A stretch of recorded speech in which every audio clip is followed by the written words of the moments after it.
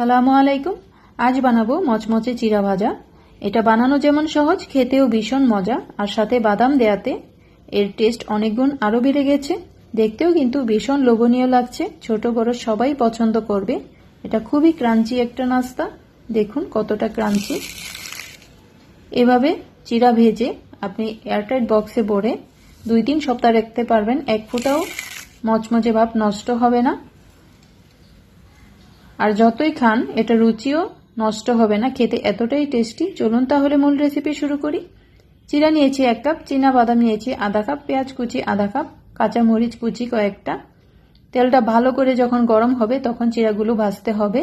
আর একটা চিরা দিলে যখন এরকম ভেসে উঠবে তখনই এর উপরে একটা ছাঁকনি দিয়ে 1 মুঠ করে আমি চিরা দেব। চিরা দেওয়ার সাথে সাথে এরকম বাবলস হবে, যখন বাবলসগুলো একেবারে শেষ হয়ে যাবে তখন নামিয়ে নিতে হবে।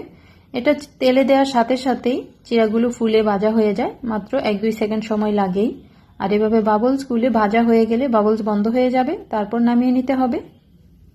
তো সবগুলো চিরা আমার ভাজা হয়ে গেছে, এবার আমি বাদামগুলো একইভাবে ভেজে নেব। ছাঁকনি দিয়ে ভাজলে তেলটা নষ্ট হয় না, আবার তেল থেকে খুব সহজে ছাঁকনির মধ্যে চিরাগুলো তোলা যায়। ছাঁকনি ছাড়া ভাজলে দেখা যায় চিরা তুলতে তুলতে অর্ধেক পুড়ে যায়, আবার ওঠানো খুব ঝামেলা যেহেতু ছোট ছোট থাকে। তো বাদামগুলো ভাজতেও কয়েক সেকেন্ডই সময় লাগে। বাদামগুলো আমি ভেজে নামিয়ে নিয়েছি। এবার আমি পেঁয়াজগুলো বেরেস্তা করে নামিয়ে নেব।